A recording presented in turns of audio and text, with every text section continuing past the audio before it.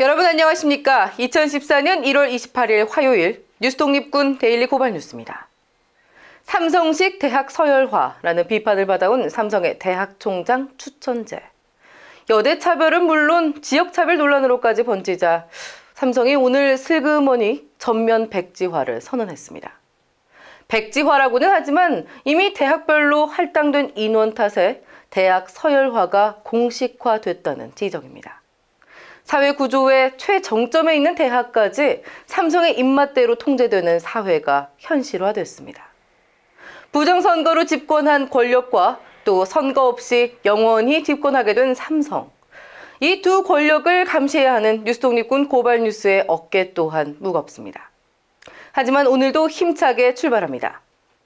이 프로그램은 지난 시간보다 한 분도 늘지 않았습니다. 하지만 그래도 감사합니다. 모두 5,807분의 고발 뉴스 정기 구독 후원자 제공입니다.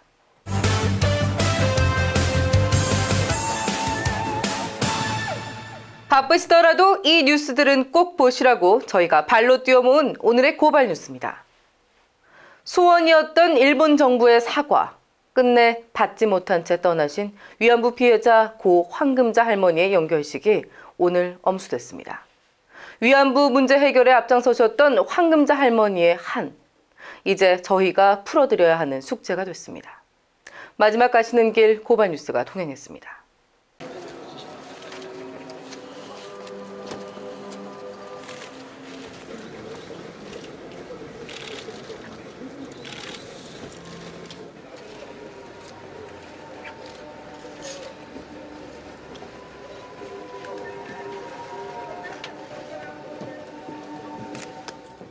할머니의 바람대로 그리고 저희 국민들이 염원하는 대로 이제는 일본의 사죄와 배상을 받아내야겠습니다. 박근혜 대통령께 감히 부탁드립니다. 넓은 아량으로 통일의 대박을 터뜨려서 다시 남북 공조 체계로 일본군 위안부 할머니들이 일본의 사죄와 배상을 받도록 함께 하게 해 주십시오.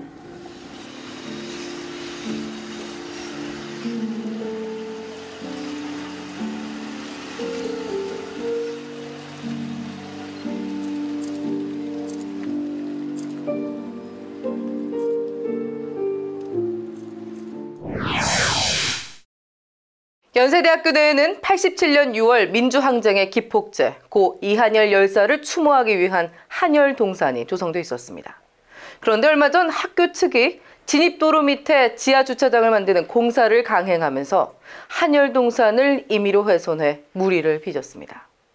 이한열 기념사업회 등 시민단체는 오늘 파헤쳐진 한열동산을 위로하는 지신밟기 행사를 가졌습니다.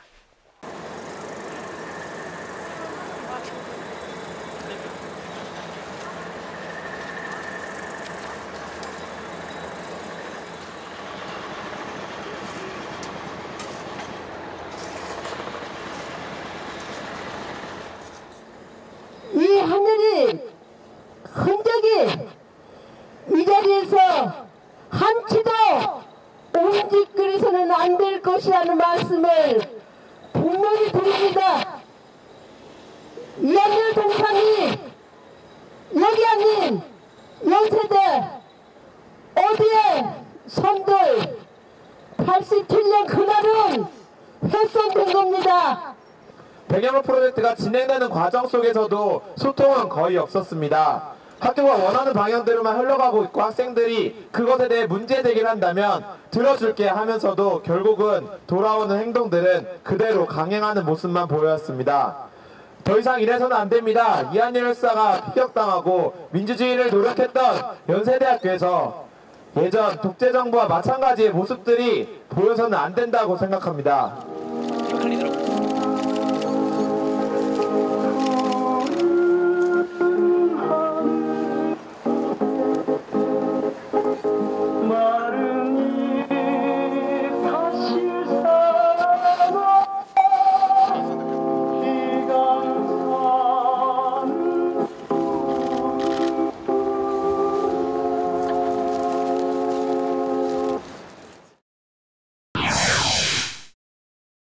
중앙대 청소노동자들의 싸움, 어느덧 한 달 반이 넘었습니다.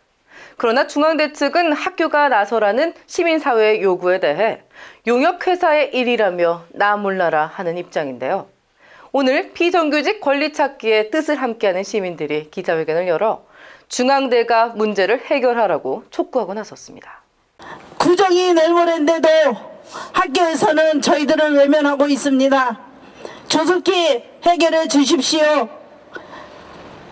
총장님, 제 목소리를 들으시면 빠른 시일 내에 해결해 주셔서 저희도 사람답게 살아갈 수 있도록 촉구해 주시기 부탁드립니다.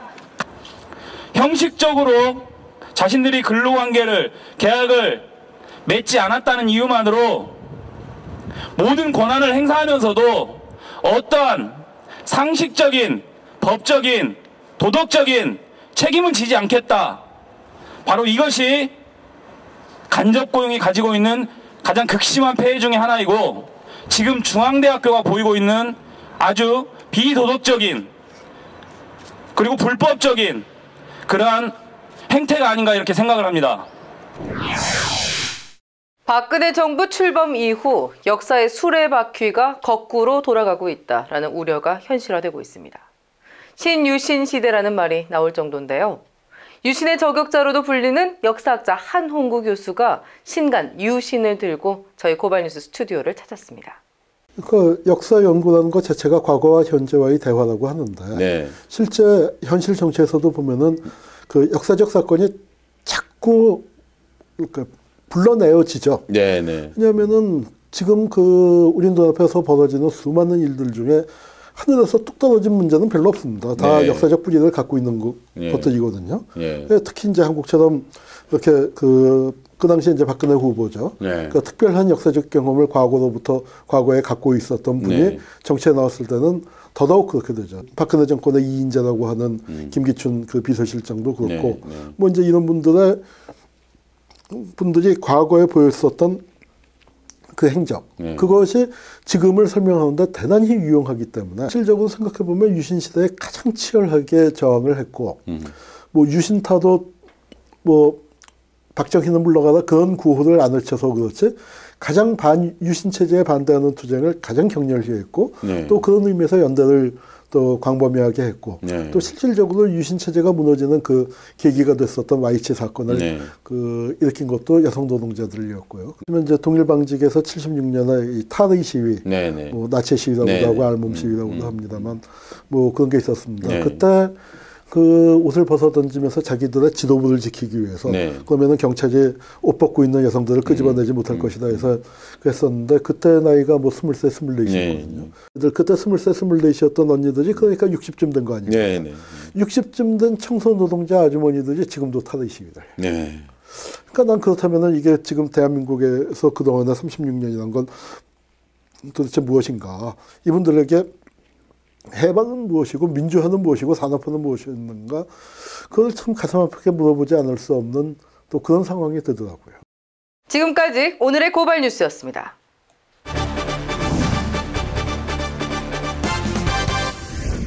어제 금융위원회가 개인정보 불법 유통을 막기 위해 은행과 보험사 등 이 금융사들의 전화 영업을 모두 금지했습니다. 이 국민적 분노는 잠시 피할 수 있겠지만 전화 영업으로 생계를 이어나가는 노동자들은 과연 어떻게 될까요? 국민 리포터 오주르디 씨가 이 뒤늦은 처방에 살처분식 대책을 고발합니다.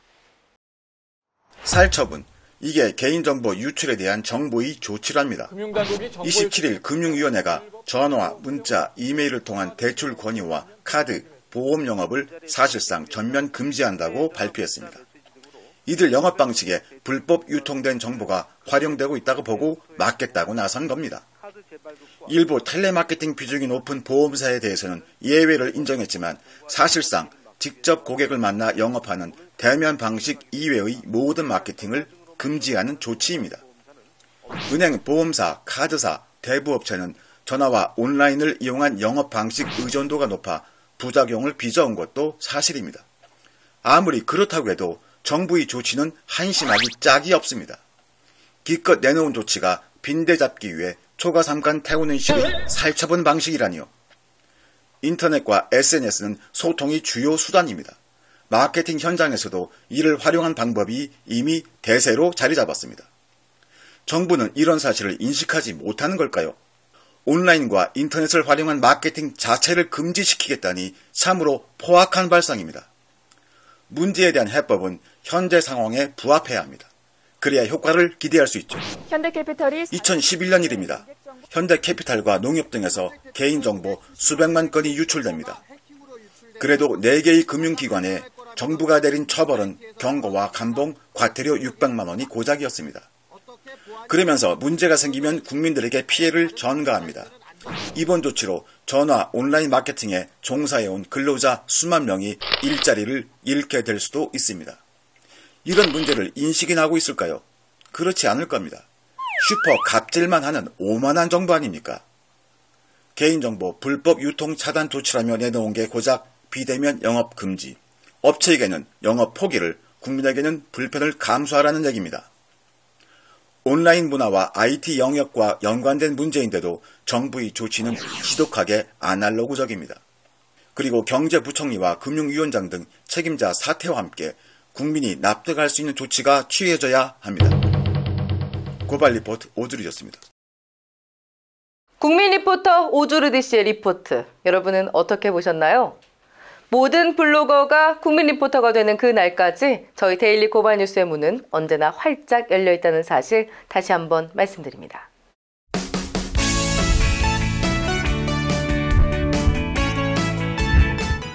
경제 이야기를 쉽게 풀어드리는 선대인 소장의 엄마 경제 시간입니다. 오늘은 선대인 소장이 이 한국 경제의 발목을 잡고 있는 이 대기업의 부채 문제, 그대로 두고 가도 되는지 그 심각성을 지적합니다. 안녕하세요. 선대인의 엄마 경제 시간입니다. 선대인 소장입니다. 반갑습니다.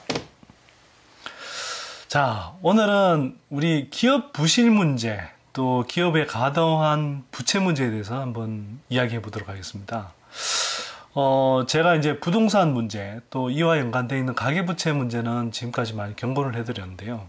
사실은 지금 한국 경제에 내관 중에 또 다른 심각한 내관이 있습니다. 바로 이제 이 기업들의 부채 문제인데요. 우리가 다른 나라에서 뭐 미국이든 또 영국이든 다른 나라에서 경제 위기 이후로 가계 부채 또 기업들의 부채 이런 것들을 많이 줄였는데 한국은 그 사이 가계 부채도 많이 늘렸지만 기업 부채도 굉장히 많이 늘렸습니다. 그리고 부실한 기업들이 이제 그 공급 과잉을 해소하면서 필요한 경우에는 시장에서 퇴출이 일어나는 그런 구조 개혁을 했어야 되는데 우리는 굉장히 게을리어 있습니다. 그 결과 지금 어떻게 되어 있느냐? 굉장히 많은 기업들이 지금 사실상 파산 상태에 있거나 또는 부도 위기로 이렇게 빠르게 내몰리고 있는데도 좀비 기업처럼 살아남아서 한 기업만이 아니라 그룹 전체, 재벌 그룹 전체의 문제로 이렇게 비화되는 그런 상황이 자꾸 터져 나오고 있습니다. 지난해 STX 사태라든지 또 동양그룹 사태 이런 것들이 다 그런 걸 보여주는 상황이고요.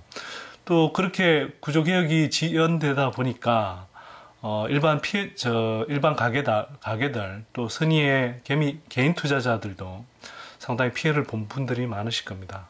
자, 그런 의미에서 가계 부채 못지않게 기업 부실 구조조정 서둘러야 할 텐데요. 많은 분들이 보셨는지 모르겠습니다만 한국은행 금융안정보고서라는 걸 지난해 하반기에 이제 출간됐는데요. 그 한국은행이 상반기, 하반기 1년에 2번씩 출간하는 중요한 보고서인데 지난해 하반기에 출간한 한국은행 금융안정보고서에 따르면 2012년 대비해서 2013년 상반기에 기업들의 수익성이 계속 악화되고 있고 특히 삼성전자라든지 현대자동차와 같은 상위 소수 10대 기업 정도를 빼고 나면 그 이하 기업들의 수익성이 계속 가파르게 악화되고 있다. 또 차입금 의존도도 높아지고 있다. 또 이들의 부채의 비율도 점점 높아지고 있다. 이런 이제 보고서가 나왔습니다. 또 경제개혁연구소라고요. 김상조 교수님께서 재벌개혁 또 재벌의 지배구조 개선을 위해서 만든 띵크탱크이기도 합니다만, 이 경제교육연구소에서 지난해 11월에 낸 보고서에 따르면 지금까지 대표적인 상위 한 40이 재벌그룹, 즉 기업 집단에 대해서 부채 비율을 조사해 보니까요, 40개 기업 집단 중에서 무려 절반인 20개 기업 집단의 부채 비율이 위험 수준이라고 하는 200%를 넘어섰습니다. 또 그 200%를 넘어선 10대 재벌 그룹들 가운데 또 절반 정도의 한 10개 정도는 영업이익으로 이자, 부채 이자도 감당하지 못하는, 즉 장사를 해서 은행 이자조차 못 내고 있는 그런 상태에 빠져들고 있습니다. 뭐 대표적인 게 현대상선을 거느리고 있는 현대그룹, 또 한진중공업을 거느리고 있는 한진그룹, 뭐 이런 그룹들이 지금 일부 계열사들의 문제를 빨리 부실 정리하고 넘어가지 않음으로 해서 그것이 재벌그룹 전체 차원의 문제로 이렇게 비화되고 있는 이런 상황까지 치닫고 있습니다.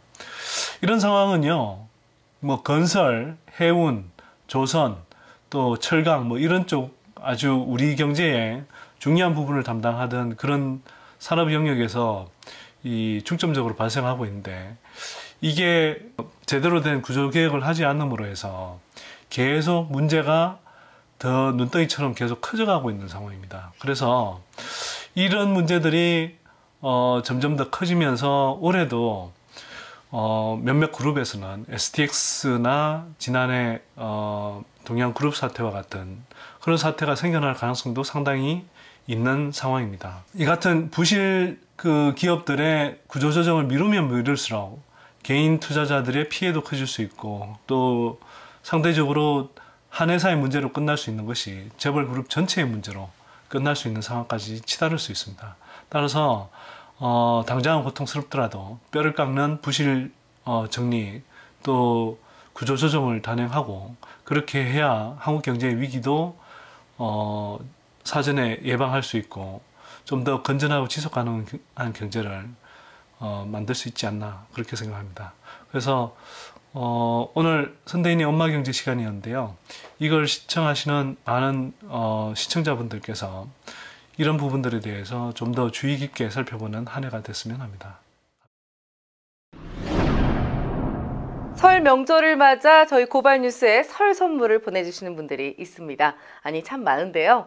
거제도에서 택시 운전하시는 후원자께서는 굴을 보내주셨고요. 또 제주도에서는 귤도 보내주셔서 참 감사히 나눠 먹었습니다. 네, 이건 매실 종합 선물 세트인데요. 정치인에서 농부로 돌아간 통합진보당 전 대표시죠. 강기갑 전 의원을 저희가 예전에 인터뷰해드린 적이 있었는데요. 잊지 않으시고 저희에게 나눠 먹으라고 이렇게 매실 종합 세트를 보내주셨습니다. 아라리 강기갑 농부의 땀이 맺힌 매실 제품, 저희 식구들 감사히 나눠 먹도록 하겠습니다. 조금 전 저희가 살짝 맛을 봤는데요. 맛있더라고요. 뭐랄까요? 깊은 맛이라고 해야 될까요? 설을 맞아서 주위 분들께 좋은 선물 필요하신 분들 많이 계시죠? 인터넷이나 전화 주문도 받는다고 하니까요. 지금 자막 나가고 있죠? 연락하시면 값싸고 또 믿을 만한 매실 제품 주위 분들께 선물하실 수 있을 것 같습니다. 돌아오는 설 명절 가족들과 함께 따뜻하고 또 행복하게 보내시고요. 뉴스 독립군 고발 뉴스는 연휴 지나고 월요일 밤 다시 찾아뵙겠습니다. 시청해주신 여러분 고맙습니다.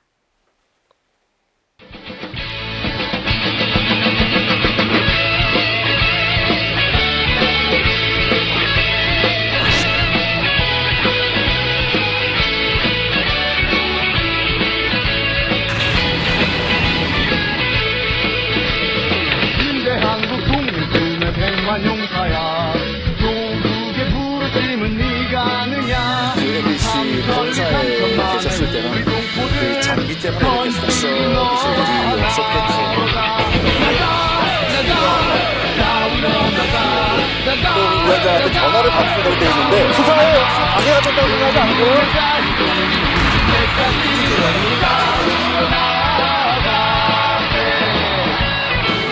10년 전에 고발뉴스.com 이상호 기자의 고발뉴스라고 하는 홈페이지를 만들면서 그때 사실 어렸을 때 초년경 기자 생활을 할 때부터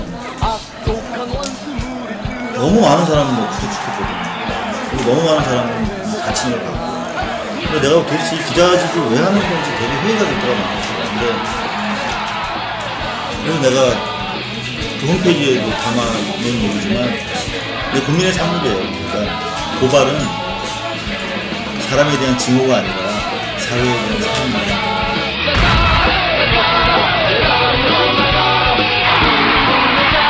특별한